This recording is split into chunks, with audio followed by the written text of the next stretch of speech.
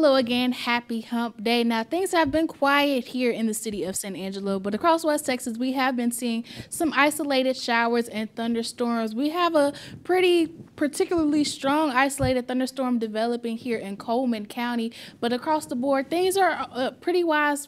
Otherwise, pretty light today. We're seeing some occasional lightning and heavy downpours, but other than that, no really big impacts with this rain. Now, temperatures are ranging from the mid 80s to upper 80s, with some places already in the lower to mid 90s. San Angelo, the warmest spot in West Texas right now. We got up to 94 degrees today, a little bit warmer than what we initially anticipated, but that's because we've seen a lot more sunlight than we anticipated today.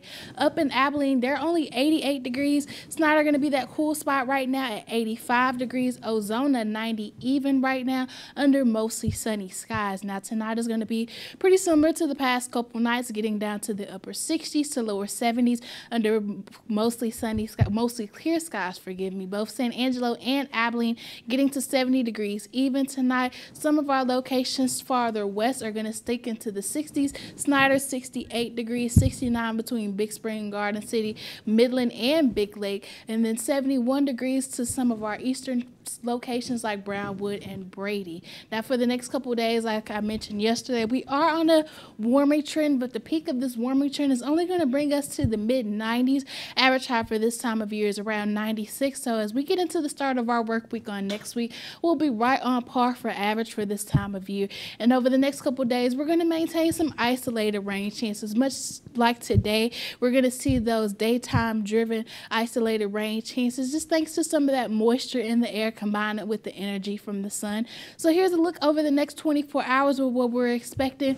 Cloud cover going to be the main thing throughout the night, as I've said before. Once that sun sets, we really lose that energy that we need for this rain chance. We might see a little bit of some activity south of I-10 just because they have a little more moisture in the air and they're going to be holding on to a little more heat thanks to that extra cloud cover. But otherwise, things are going to be on the lighter side. It's going to take us getting to those afternoon hours tomorrow for us to start to see more of those isolated rain chances like what we saw today.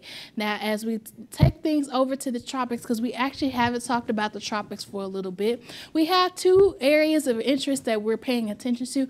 Both of them, they'll have a pretty low chance of developing into anything. This one has about a 20% chance of tropical development over the next 5 days, as well as that second system as well.